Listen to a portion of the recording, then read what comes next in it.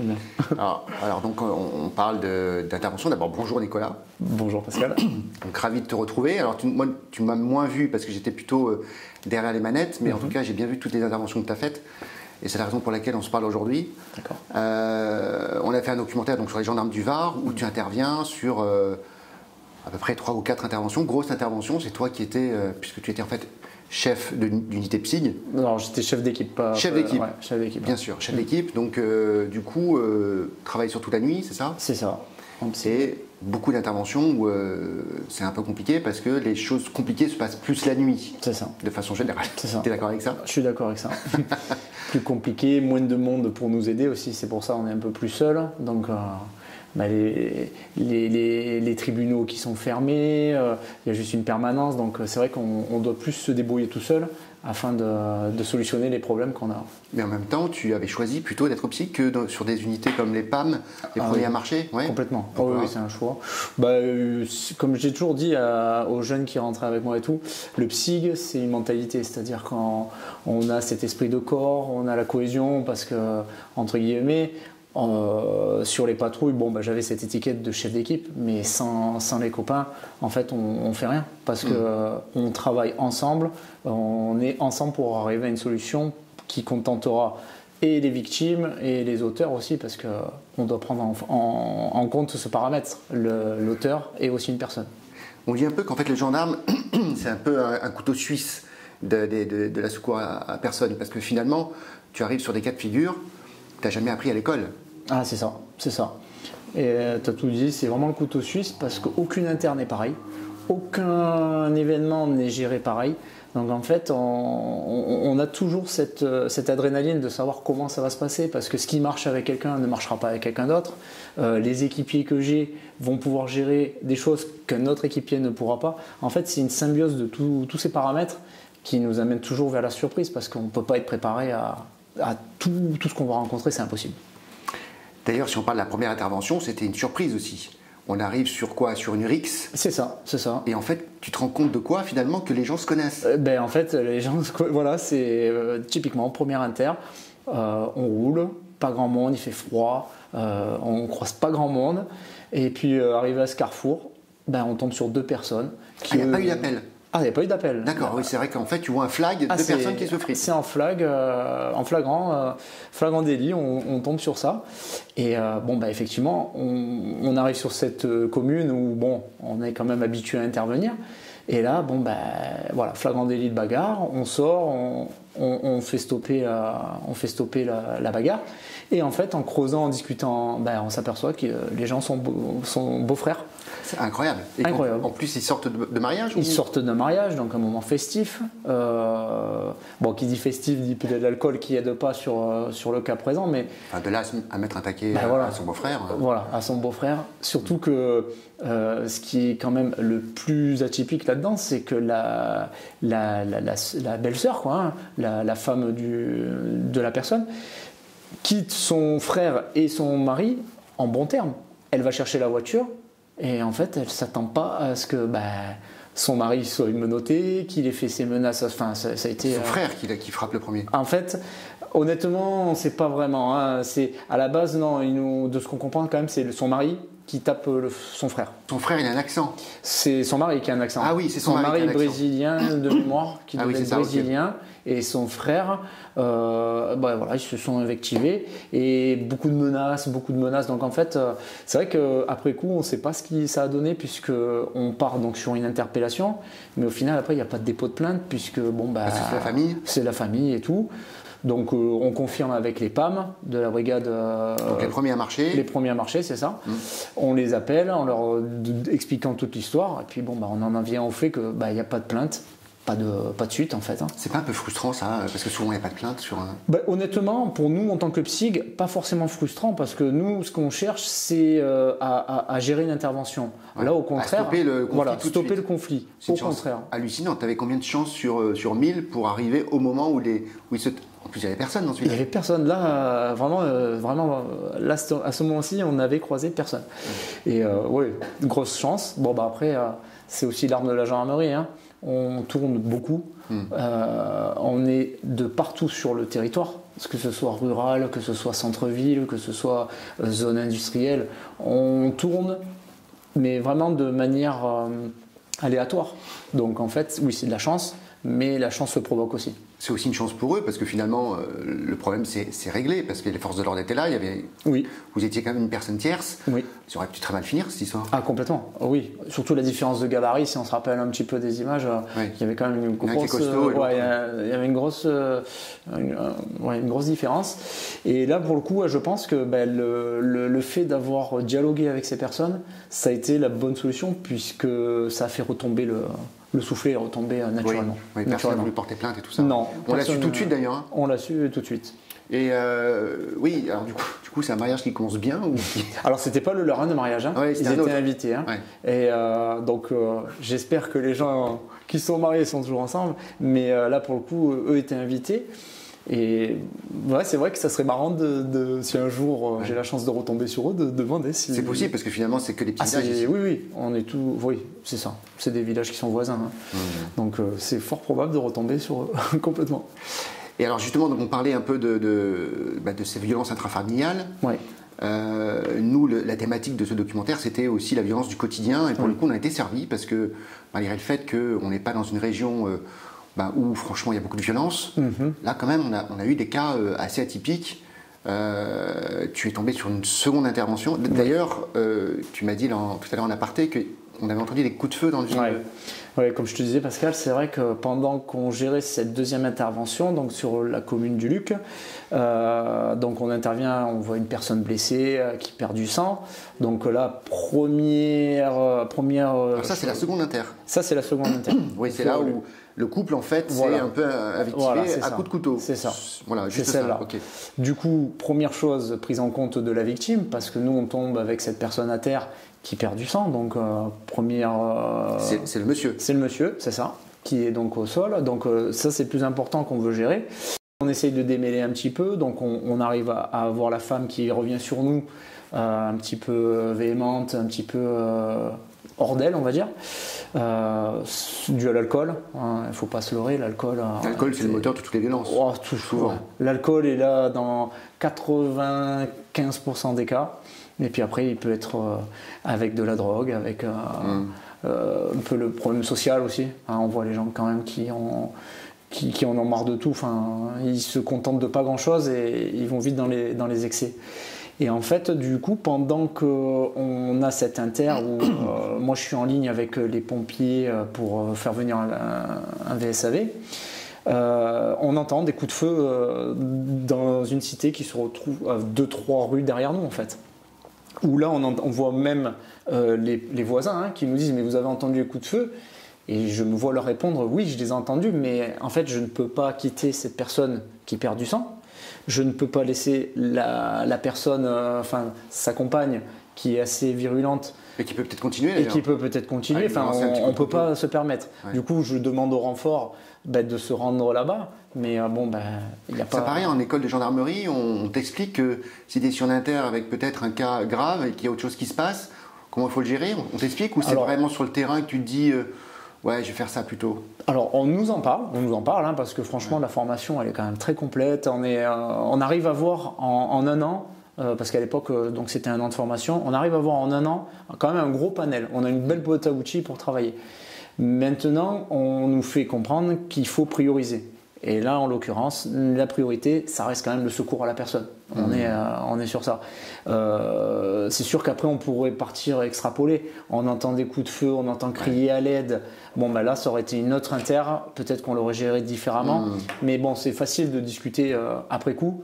Là, pour le coup, je pense qu'on a bien fait de le faire comme ça, puisque quand les PAM, les premiers marchés de la brigade, se sont rendus sur les lieux présumés des coups de feu, il n'y avait rien. Donc ça va, bon choix. Voilà, ça a été, là pour le coup, ça a été peut-être un. Et t'es arrivé parfois de te dire après coup, putain, j'ai fait le mauvais choix sur une inter? Pas le mauvais choix, mais peut-être se dire, je l'aurais peut-être fait différemment. Mais bon, comme je te dis, Pascal, c'est facile après coup. Bien sûr. C'est facile après coup. Pas quelqu'un qui va te juger toi, mais toi après coup. Après moi, même moi, de toute façon.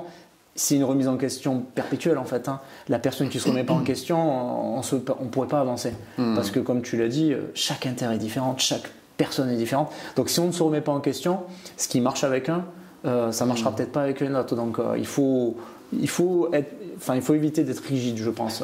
Ouais. Du coup, sur cette première intervention, donc, on constate qu'a priori, c'est plutôt la femme qui est violente envers son mari, qui a des traces de sang, il y a un couteau qui est ensanglanté. Oui. À partir de là, on sait que le mari est plutôt hors de danger. Comment tu fais? Qu'est-ce que tu fais? Là, en fait, qu'est-ce que je fais? Après coup, donc, les pompiers arrivent. Effectivement, on sait qu'il est hors de danger, que c'est des coupures au couteau qui sont assez superficielles. Là, du coup, se pose le volet de est-ce qu'il reconnaît que c'est sa femme? Parce qu'après, on a toujours cette présomption d'innocence. On ne peut pas se permettre d'interpeller dès que quelqu'un nous dit c'est lui. Il nous faut quand même des preuves. Ouais. Parce que le couteau, on ne le retrouve pas tout de suite. Enfin, il se passe quand même un delta qui est long. On garde la personne quand même avec nous. Enfin, on lui demande de rester avec nous. Enfin, à sa compagne, la dame, on lui demande de rester avec nous. Mais si tu te rappelles, dans le reportage, on essaie quand même d'aller voir dans le logement s'il n'y a pas quelqu'un d'autre, s'il n'y a pas... Et au final, il y a quelqu'un d'autre. Quelqu'un d'autre, il y a les traces de sang là. Et il y a les traces de sang. Donc en fait, tout commence un peu à s'imbriquer. Ouais. Et c'est là que, hors caméra, en fait, il y a des grosses discussions entre l'OPJ de permanence des PAM, voilà. Parce qu'en fait, oui, on interpellera la dame, on interpellera le voisin qui nous a insultés, menacés, tout ça. Parce que ça finit comme ça. Et ça finit comme ça. Et en fait, le voisin, il était chez eux. Il était chez eux. En fait, c'est lui le plus virulent. Au final, c'est lui le plus virulent. 1h30, il vous insulte. Ah voilà, il insulte. Alors, en plus, moi, sur le coup, tu sais, quand on dit après coup, c'est vrai qu'après coup, moi, en étant chef d'équipe, je suis obligé de gérer tous ces aspects des secours, des ci, des là. Et c'est vrai que j'ai pas pris bien compte sur le moment de toutes les menaces qu'il faisait aux jeunes qui travaillaient avec moi. Oui, parce qu'il a pris en grippe le jeune. Il a pris en grippe le jeune. Mais parce qu'en fait, le jeune faisait son travail. Il avait sa mission, c'était d'interdire qu'il rentre en contact avec les autres personnes. Donc il gérait sa mission. Forcément, la personne un peu excitée l'a mal pris. Il s'est dit, c'est un jeune, je tente quelque chose qu'il ne s'est jamais permis de faire, ni avec moi, ni avec mon autre. Une fois d'ailleurs, attention, t'en prends pas à lui, il me semble. Oui, ça lui a pas servi de leçon. Non, ça lui a pas servi de leçon. Parce que, comme je te dis, c'est pas évident d'être au téléphone avec le CORG, donc le centre opérationnel, d'être en ligne avec les pompiers, les PAM, il faut faire des comptes rendus. En fait, c'est le off qu'on ne voit pas forcément dans les reportages qui prend tout son sens en fait. Quand nous on le vit, on se dit j'aurais peut-être mieux fait ci, j'aurais peut-être mieux fait ça, mais c'est vrai qu'on ne peut pas. Après, on ne peut pas faire plusieurs tâches à la fois. Donc retour brigade, là il insulte partout, etc. Ah oui, retour brigade hors caméra, très très compliqué. Il faut garder quand même son sang-froid, quoi, parce que. Ah oui, là par contre oui. Ah oui. C'est compliqué. Même pas si évident. Vous êtes formé à garder votre sang-froid, là il faut. Très très dur. Très très dur. Ça s'en prend à vous. Alors il s'en prend toujours aux jeunes. Donc en fait là on fait un petit peu entre guillemets quand on le transporte à l'hôpital, je fais le choix avec mon autre camarade Yael qui est avec moi sur l'interpellation, de dire on laisse le jeune au bureau. Il prépare, on met un peu de côté pour éviter que on le met de côté, tout seul. Et en fait on l'a ramené nous deux du PSIG avec Yael, moi-même, et je prends quelqu'un de la brigade pour changer, enlever ce visage qui était. Oui, t'es obligé d'adapter, même si ça fait mal au cœur. À un moment donné, la priorité c'est la situation. C'est ça, la situation. Ouais. Et au final, c'est ce que je te dis, ça permet la remise en question. Elle est là, c'est que c'est pas parce que c'est un jeune qu'on peut pas lui donner les prérogatives. Il a attaqué le procès verbal. Enfin, ça a été. On l'a géré autrement. C'est important en plus cette passation avec les jeunes qui arrivent. Complètement. Complètement. Complètement. C'est les gendarmes de demain. Pour le coup, Théo a réussi son concours sous-officier. Il est en unité, il est tombé en psyg. Donc c'est des expériences qui, même si elles sont dures, ça sert toujours. Ça marche. On sait ce qui s'est passé d'ailleurs pour cette personne-là. Oui, il est passé en jugement. Ouais. Il a été jugé coupable. Il a eu une peine de prison. Il a eu une amende, des dommages et intérêts à verser aux gendarmes et tout. Donc satisfaisant. Jamais assez. Entre guillemets, voilà, la justice elle a décidé ça, on peut que accepter en fait. Hein. Après, je pense qu'au final, c'est pas une mauvaise personne. Oui, mais il faut qu'elle prenne une leçon. Mais voilà, parce il que faut. L'alcool n'excuse pas Exactement, voilà, c'est ça, c'est ça. Donc je pense que le fait qu'on ait bien discuté, la diplomatie avec la fermeté et tout, ça a été pour lui, en tout cas pour cette intervention, je pense qu'elle a été ça a été correct encore, je pense. Et concernant cette dame qui a donné un coup de couteau, alors là, par contre, non, moi je ne sais pas, mais apparemment elle était connue de la brigade et tout, donc je pense qu'il y a eu quand même des suites aussi. Hein, ouais. C'est marrant parce que, enfin, c'est marrant, c'est étonnant. Souvent, l'intervention amène une autre intervention. Ah bah oui, complètement. Hein. Ça arrive souvent, ça. Ah oui, complètement. Donc en fait, il faut vraiment figer une scène parce que ça peut s'envenimer dans n'importe quel cas de figure. Ah bah oui. Et puis le problème, c'est qu'après, si on ne la fige pas comme il faut, on n'est pas à l'abri que ça dégénère. Puis on arrive pour une bagarre et ça finisse avec des coups avec un objet contendant ou pas. Enfin, souvent, ça monte plus haut que ce que ça descend. Alors si on parle d'objets contendants, c'est justement la troisième intervention où là on arrive sur un voisin qui est super énervé des autres voisins. Oui. Et là, tu es arrivé sur un cas où finalement il n'y a pas de cas d'école. Il y a pas, on n'apprend pas ça à l'école et puis il n'y a pas de solution. Non. Est-ce que tu peux me raconter l'appel, ce que tu entends et à quoi tu t'attends surtout? D'accord. L'appel qu'on a, c'est pareil, on est en patrouille et puis là on est appelé par des voisins qui entendent cette personne habitant à telle adresse, on nous donne le lieu, qui est en crise de démence, qui tape dans tous les murs, qui crie, qui insulte par derrière la porte. Enfin, les gens ont peur. C'est vraiment un climat de peur, mais honnêtement, il faut le vivre pour le comprendre parce que c'est vrai que quand on regarde les reportages, on n'a pas ce sentiment de peur, on n'a pas ce sentiment de ras-le-bol, d'impuissance. Et c'est vrai que quand on arrive dans ce climat où on prend vite tout de suite la température avec le voisinage qui n'ose même pas nous ouvrir la porte. Pourtant, c'est un gendarmerie, ils nous voient dans l'œil dans le petit Judas, ils nous voient en tenue. Ils osent même pas nous ouvrir parce qu'ils se disent terrorisés parce qu'ils se disent s'ils me voient, est-ce qu'il y aura des représailles derrière. Enfin, c'est vraiment le climat de peur, l'insécurité. Et c'est vrai que dans cette intervention, c'est ça qui a été quand même frappant, c'est que tous les voisins du palier, aucun n'a voulu ouvrir. Il a fallu que je monte à l'étage et une personne a voulu m'ouvrir. Et après, donc je suis rentré avec. C'est hallucinant qu'une seule personne comme ça puisse terroriser un immeuble entier, quoi, et sans qu'il se passe rien. Sans qu'il se passe rien, parce qu'en fait, il est à la limite. C'est toujours, est-ce que il va le faire? Il n'est pas considéré psy. Tant qu'il n'a pas tué quelqu'un entre guillemets ou blessé. Finalement, il n'est pas répréhensible. Exactement. Donc on attend qu'il se passe en fait un drame pour qu'il malheureusement, ça c'est un peu frustrant. Ah oui, ça oui. Là par contre, ça a été très frustrant parce que pour le coup, une inter où on est resté quand même plus de 3 heures, plus de 3 heures sur place. Donc il faut se dire, imaginez qu'il y a une autre intervention qui mérite plus d'importance. Peut-être qu'on ne peut pas y aller parce qu'on est pris sur ça. Et pourquoi il faisait peur ce monsieur? En crise totale, vraiment. Il hurlait, des propos incohérents, il montait, il redescendait. Il était en fait dans la cage d'escalier. Dans la cage d'escalier. Il a été déjà vu aussi peut-être avec quelque chose à la main, non? Oui, il avait un truc quelqu'un nous dit avec quelque chose à la main. Donc après, difficile de dire. On est dans ce crime, quoi. Voilà. Est-ce qu'il a le couteau? Est-ce que c'est pas un couteau? Quand on rentre chez lui, parce qu'il nous invite à rentrer chez lui, parce qu'au début, on est en dehors des heures légales, je n'ai pas le droit de rentrer chez lui. C'est lui qui m'autorise à rentrer. Avec beaucoup de négociations. Avec beaucoup de négociations. Et là, quand il est dedans, donc il avait sa phase où il était un petit peu en déprime, où il s'en voulait d'être comme ça, de sa vie, de ci, de là. Et là, on s'aperçoit qu'il y a des armes de partout. Donc il y a un hachoir. Là, on se dit, l'objet que les personnes ont vu. C'est un hachoir. C'est pas ça. Il y a un hachoir, il y a un couteau. Il y a une matraque, il y a pas mal de ça reste des armes, quoi. Et c'est vrai que là on se dit. Et puis quand vous voulez prendre l'arme, il s'énerve. Oui, là il s'énerve. Donc pareil, là tout de suite ça nous fait les petites sonnettes d'alarme. On se dit s'il veut qu'on lui prend, c'est qu'il en a peut-être envie de faire quelque chose avec ça. Donc pas évident. Du coup, seule arme qu'on a, parce qu'il n'y a pas de plainte de déposer, les gens ne veulent pas porter plainte. On n'a pas constaté. C'est kafkaïen, quoi. Il n'y a pas d'issue. Donc là, je prends l'initiative d'appeler les pompiers en disant que si quelqu'un du SMUR peut venir. En corrélation quand même avec les pompiers qui me disent que là, ça serait peut-être bien qu'un médecin psy puisse déclarer qu'il soit psy et qu'on l'amène de force à l'hôpital. Du coup, le SAMU arrive, et là, bon, bah, statu quo, hein. Elle nous dit non, il n'est pas psy. Elle prend attache avec le service psy de l'hôpital de Draguignan. Il est connu, mais pas assez pour être interné. Donc en fait, elle me dit justement, la dame, bah, on n'en fait rien. Donc tu peux rien faire, elle peut rien faire. Elle peut rien faire, je ne peux rien faire. Voilà. Donc en fait, on laisse quelqu'un en crise, potentiellement dangereux, chez lui.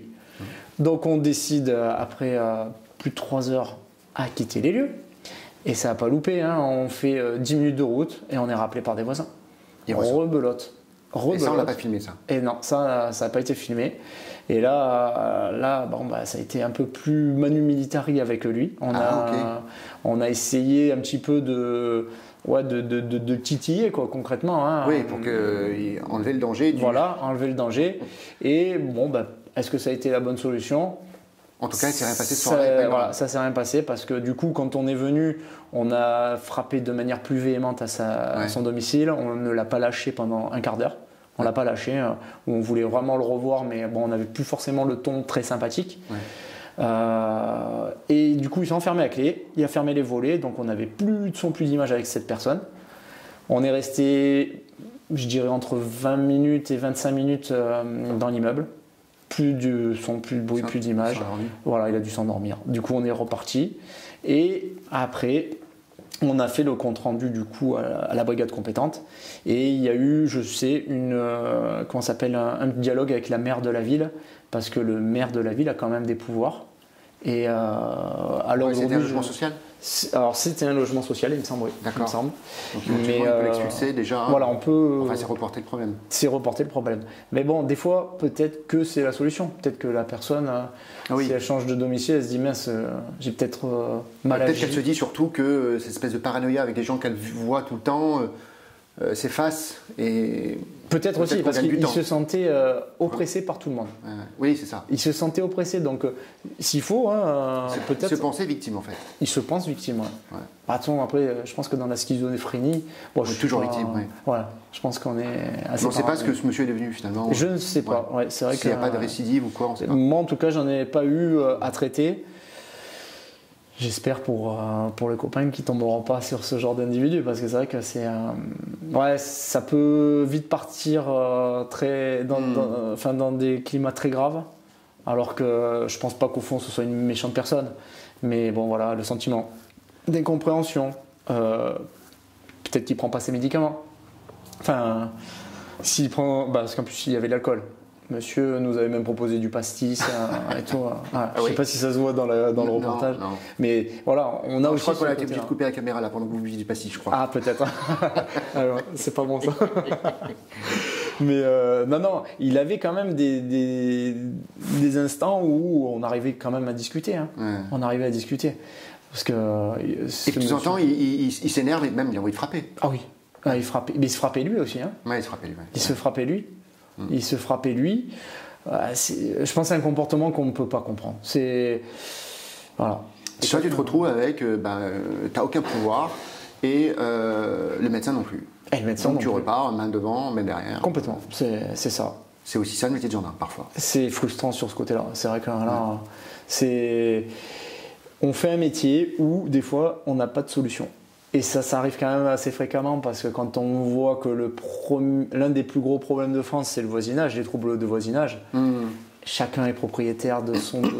Et en fait, quand on résume un petit peu tout ça, je trouve qu'en fait les gens manquent de savoir vivre entre eux en fait. On devient de plus en plus cloisonné chacun chez soi. Le rythme de la vie fait que c'est assez quand même speed pour tout le monde.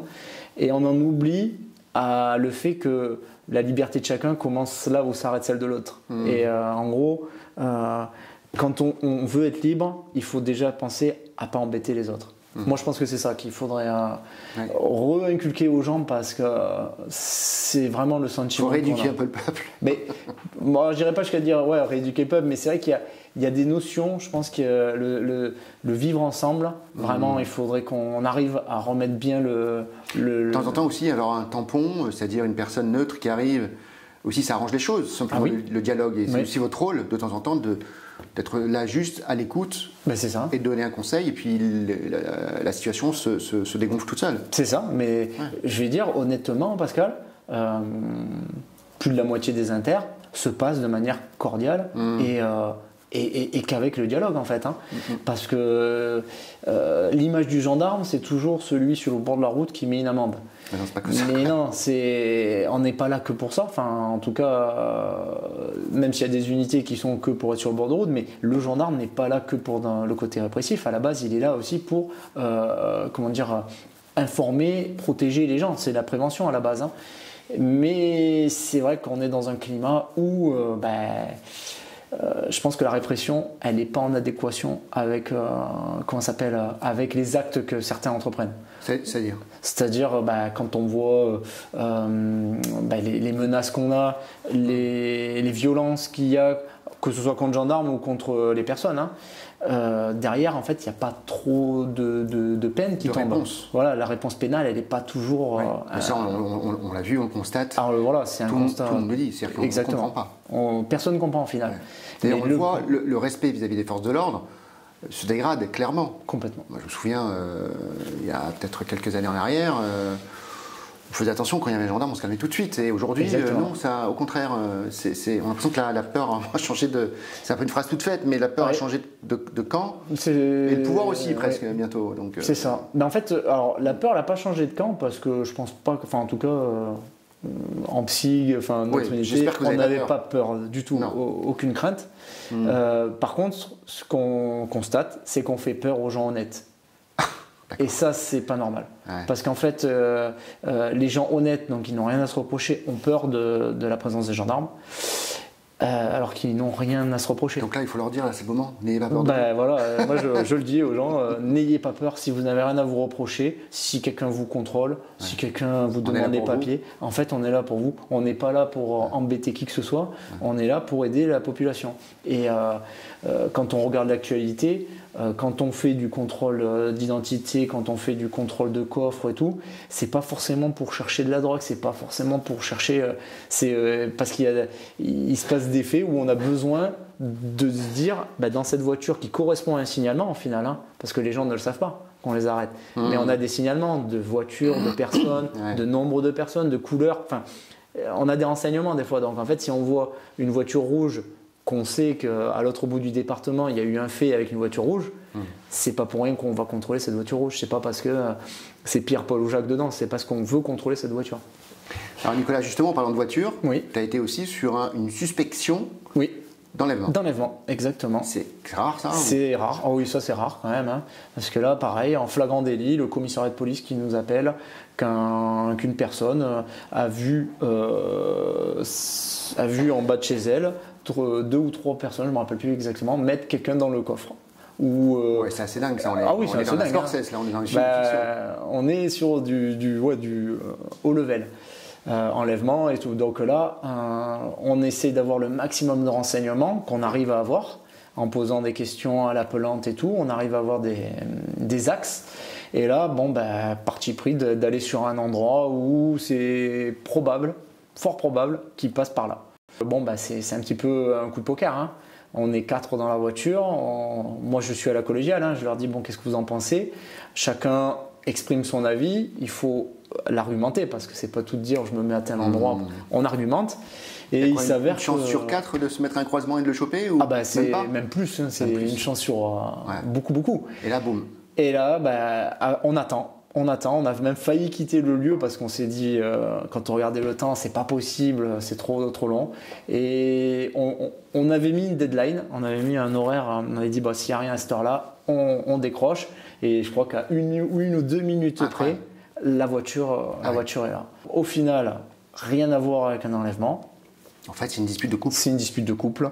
Il l'a fait monter de force parce que dans la dispute, elle ne voulait pas monter, mais elle serait montée. Elle nous a dit rien à voir avec le coffre. Rien à voir avec le coffre. Elle n'est pas allée dans le coffre. Non, pas dans le coffre. Elle était même étonnée, elle, non? Ah oui, elle était étonnée. Elle était étonnée.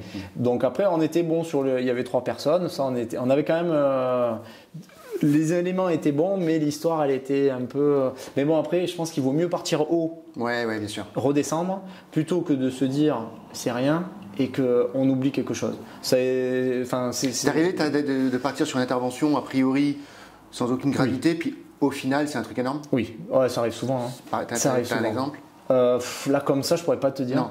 Non. Parce que franchement, il y en a beaucoup. Il y en a beaucoup. Et c'est vrai que si on prend le problème à l'envers, on part de haut, c'est plus facile de redescendre, plutôt que de partir bas et monter, vu qu'il y a quand même la surprise. Si on doit vite se mobiliser, c'est compliqué. Ouais. C'est compliqué.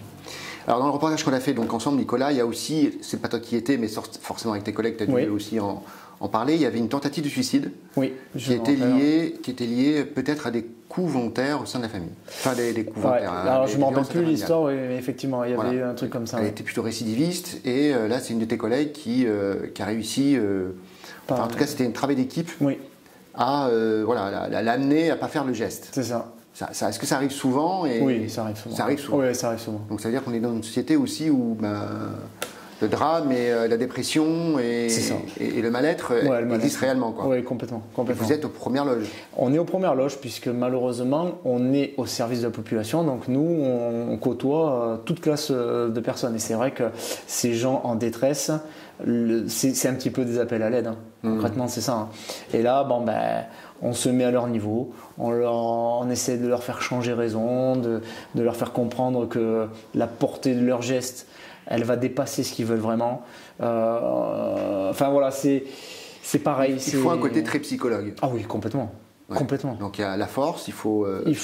D'ailleurs, on parle de force. À un moment donné, on a fait une séance où vous êtes sur des nouveaux arts martiaux. Oui, c'est ça, c'est nos techniques. Comment on appelle ça? Alors, on appelle ça le MSA, c'est la maîtrise sans arme de l'adversaire. Et c'est vrai que dans le reportage, Julien, qui pratique du MMA, tout ça, on essaie de faire des. Il faut vous adapter. Voilà, on s'adapte. Et vous avez des cours de psychologie aussi ou pas? Non, ça non, pas de cours de psychologie. C'est vrai qu'on n'a pas de cours de psychologie et des fois ça pourrait être quand même pas mal. Et même des fois peut-être nous aussi de discuter avec un psychologue. Je veux dire, c'est pas une tare de parler avec un psychologue. Alors ça vous n'avez pas, quand vous arrivez sur des interventions très violentes où y a une personne qui est décédée, même peut-être un mineur, vous n'avez pas automatiquement de séance de psy pour accompagner les agents? Ça n'existe pas ça? Alors, je sais que ça existe. Concrètement, je ne l'ai jamais essayé moi-même. J'ai jamais fait. Et tes collègues? Je n'ai pas souvenir non plus. Non. Mais après, c'est compliqué parce que c'est quand même un milieu où l'ego prend sa place.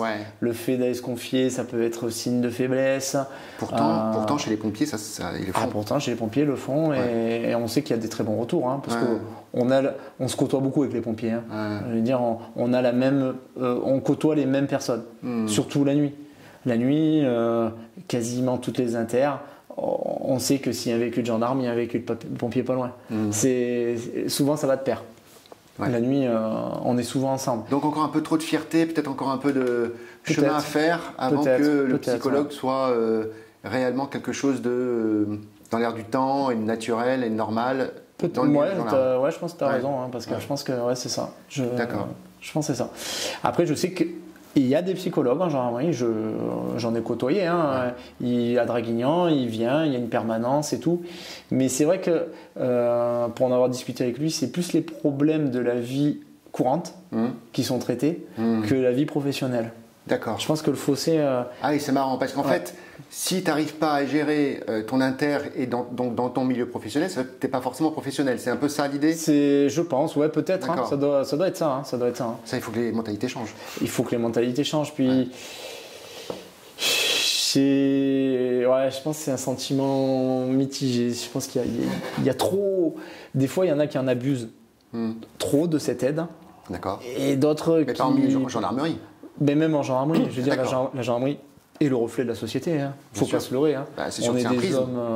On est des hommes et des femmes. Exactement, c'est un prisme. On est des êtres humains comme les autres. On a cette responsabilité de devoir protéger les gens, de devoir aider les gens. Mais après, on reste quand même des humains comme les autres.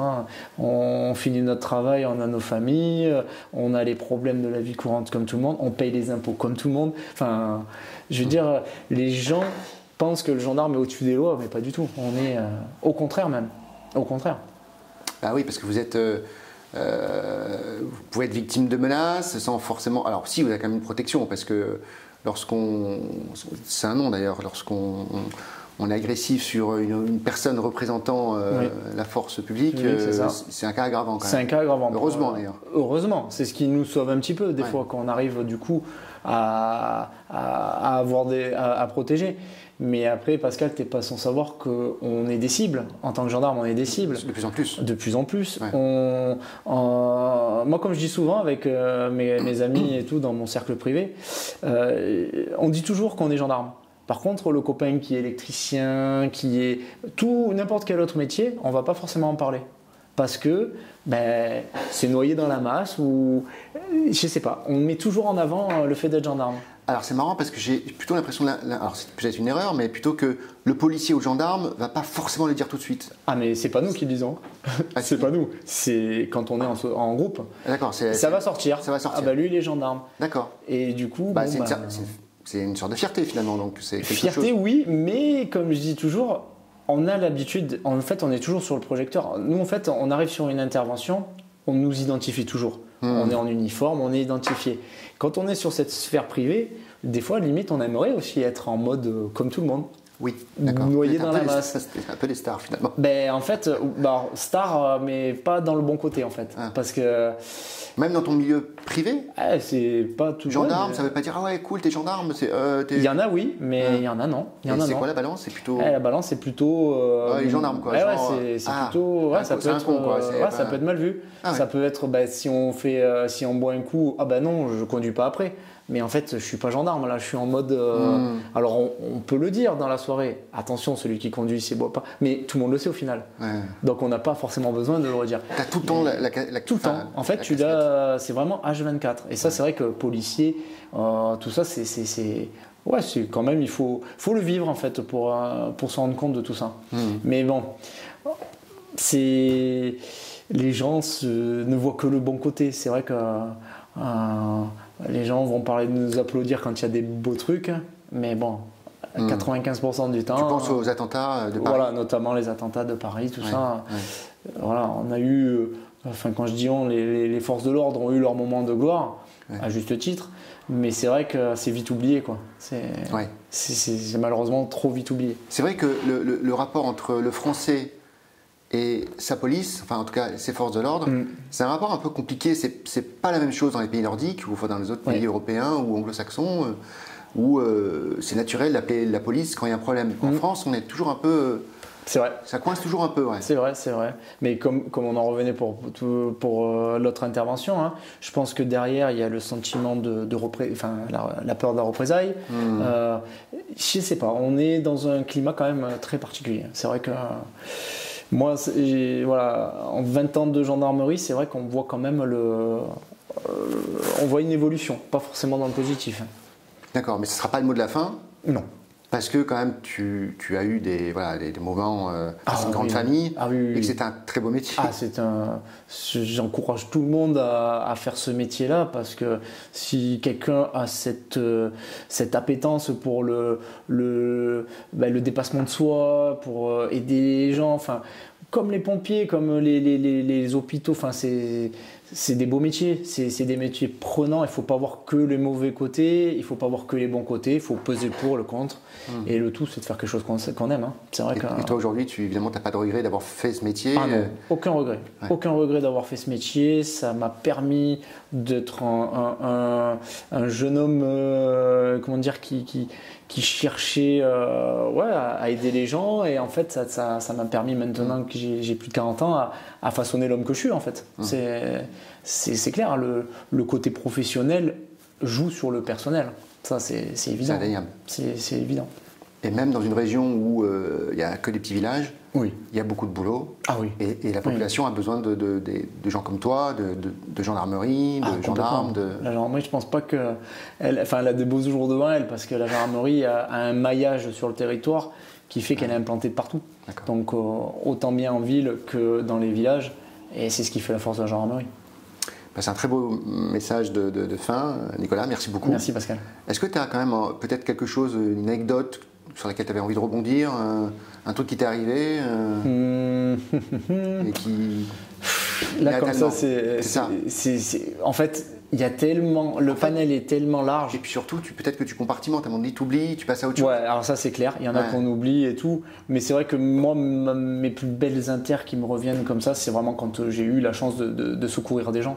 Je me rappelle d'une intervention où un accident du LM, la personne, avant de se cracher, donne les infos, elle voit des carrières, elle tombe au milieu des bois.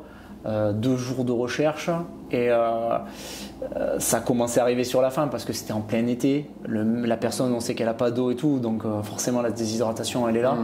Et par chance, on le retrouve coincé sous son cockpit, blessé, gravement blessé.